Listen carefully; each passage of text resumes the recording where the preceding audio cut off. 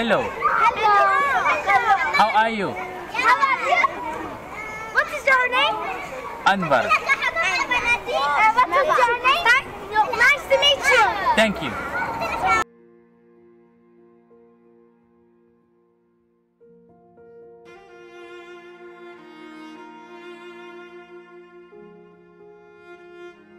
Bismillahirrahmanirrahim. Assalamualaikum. Pagi-pagi lagi aku dah bau masakan lah. Jadi memang aku terbangun lah. Rupa-rupanya Zainab dia sedang menyediakan sarapan lah. Jadi selepas sarapan kami pun bergerak keluar. Zainab dia kena pergi ke sekolah untuk mengajar dan aku pula jalan-jalan ke Pekan Madin. Jadi untuk ke Pekan Madin ni aku naik bas daripada stesen minyak tu sampailah ke Bandar Lama Madin. Pagi-pagi ni memang lengang, memang tak ada orang. Aku ke Masjid Latifiyah yang telah dibina pada zaman Saljuk sekitar 1300 Masihi. Pemandangan kat Madin ni semuanya kekuningan. Maksudnya batu bata dia lah. Ada sikitlah warna koko. Semua sudut kelihatan sama je macam pengalaman aku di Yazd, Iran beberapa tahun dahulu. Kemudian aku bergerak menuju ke Mardin Muzesi ataupun Muzium Mardin.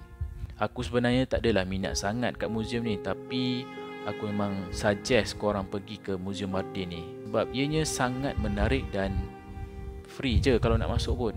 Bangunan muzium ni dulu adalah pejabat kerajaan sebelum ditukarkan menjadi muzium sekitar tahun 1995. Masuk-masuk je kita akan sampai dekat satu section ni, iaitu tempat di mana dia akan menempa satu shilling, replika shilling untuk diberikan kepada setiap pelawat lah sebagai macam souvenir. Kat sini banyaklah informasi daripada zaman Paleolitik, itu zaman batu, Sumerian, Akkadian, Assyrian, Babylon, Parsi, Roman Byzantine, Arab Seljuk dan last sekali zaman Uthmaniyah.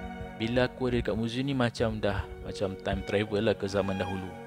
Dan bahan pamerannya memang pelbagai lah, macam batu bersurat, ada baju, ada perisai, ada mushaf Al-Quran yang lama dan macam-macam lagi lah. Habis pusing muzium, aku pun bergerak menuju ke gereja Maur Yusuf. Tersesat jugalah nak sampai ke sini sebab jalan dia lebih kurang sama je. Gereja ini adalah daripada mazhab Armenian Katolik. Tapi aku tak dapat masuk ke dalam kawasan gereja pun, cuma di bahagian luar sahaja. Keluar daripada gereja, aku meneruskan perjalanan untuk ke Bandar Lama. Di sedang berjalan-jalan tu aku sampai di tepi pekarangan ni. Aku tengok ada budak-budak macam umur 10 tahun macam tu tengah main-main kat bahagian luar lah. Dan berani jugalah budak tu tegur aku, tanya nama siapa kan. Sembang-sembang jugalah time tu. Dia macam excited jumpa orang luar. Dan aku pun bagikanlah hadiah duit RM1 kat dia lah sebagai kenangan. What is your name? Anwar. What is your name? Nice to meet you. Thank you. Goodbye. Goodbye. My name is Ilyaran. My name is Karan. Huh? I'm here. Where's teacher? Where's teacher? Come on, my teacher. Come here. Come here. Come here. Dan memang aku tengok dia gembira lah terima duit RM1 tu. Aku tak perasan yang waktu zuhur dah pun masuk sebab cuaca pada hari tu memang mendung je. Terus menuju ke Ulu Chami untuk solat zuhur dan berehat sebentar lah. Aku tidur kejap.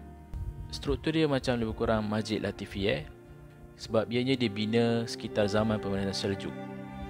Untuk makan tengah hari aku sebat doner je sebelum naik semula ke Madrasah Zakaria ataupun Madrasah Sultan Isa.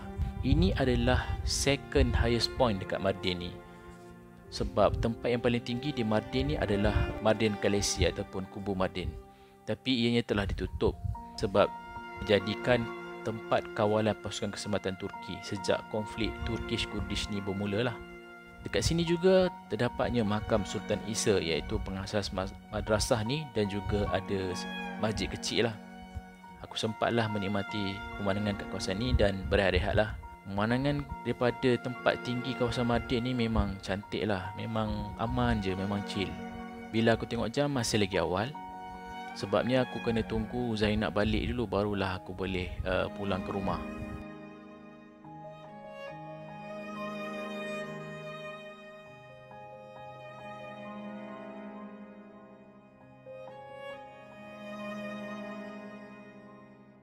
Lagipun Zainab cakap hari ni dia akan datang ke Pekan Mardin lah, sebab dia nak teman aku jalan-jalan. Jadi aku pun meneruskan perjalanan untuk pergi satu lagi muzium, iaitu Muzium Sabanci. Muzium Sabanci ni biasa je, tak ada apa sangat pun.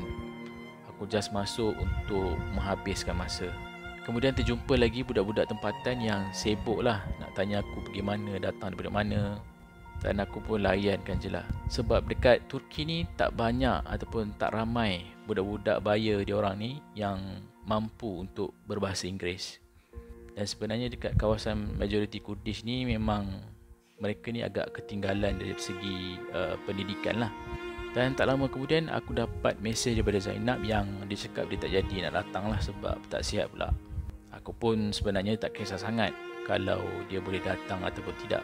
Sebabnya aku just nak spend masa dengan host aku, tak kira lah dekat rumah dia orang ke, dekat luar ke. Jadi bila aku sampai dekat apartmen dia, dia pun tengah berkulubung lah. Cakap dia maaf lah sebab tak sihat. Lepas tu dia bagi aku minuman winter tea dan juga roti. Jadi malam tu kami banyak bersembang pasal hobi dia ni lah, yang suka tangkap gambar dan juga buat lukisan minyak. Dia juga beritahu tentang pergolakan di antara Kurdish dan Turkish kat sini, yang di mana ada tempat-tempat di Mardin ni jadi sasaran oleh puak-puak penentang ni lah. Malam terakhir aku di Mardin ni diisi dengan satu filem lah. Aku dengan Zainab tengok satu filem nama dia Samsara, yang berkisahkan tentang budaya, humanity dan spirituality. Filem pendek ni ada footage video yang pendek-pendek lah, dalam a few seconds saja untuk macam satu scene ni. Tapi ia memang syarat dengan subliminal message. Ya, dia macam message tersirat lah. Dan malam tu memang aku susah gila nak tidur sebab tengah fikir pasal movie yang aku tengok tadi tu. Keesokan paginya selepas sarapan pagi, aku mengucapkan selamat tinggal dan terima kasih kepada Zainab. Susah pula lah nak tinggalkan Zainab ni, rasa macam seronok dekat Mardin ni. Sebab Zainab ni memang caring lah orang dia. Jujur aku cakap yang perjalanan di Turki ni, kebanyakan host dia memang mantap-mantap lah, memang baik gila, memang layan aku sehabis baik. Dia akan bagi semua makanan yang dia ada, dia akan jamu aku. Situasi tu akan membuatkan korang berbelah bagi, akan membuatkan korang sampai di satu persimpangan, sama ada nak meneruskan perjalanan ataupun stay for another few days. Dan sebenarnya aku rasa inilah part yang paling susah. Selalunya untuk setiap host aku akan tinggalkan mereka dengan cenderamata yang aku bawa daripada Malaysia, dan juga satu postcard daripada Malaysia yang aku bagi dia orang pilih sendirilah. Jadi selalunya aku akan bawa beberapa keping postcard daripada Malaysia dengan gambarnya yang pelbagai lah, dan aku bagi dia orang pilih. Dan aku akan tulis lah apa yang aku nak tulis kat belakang tu. Aku akan describe macam mana momen yang aku spend dengan dia orang, kebaikan dia orang macam mana. Dan aku jemputlah dia orang untuk ke Malaysia. Aku pun kemudian berlalu pergi dan menuju ke Mardin Otogari. Perjalanan aku masih jauh dan aku perlu terus untuk melangkah.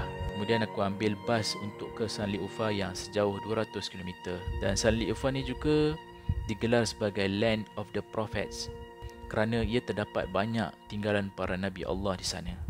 Terima kasih kerana menonton. Jangan lupa untuk subscribe dan share.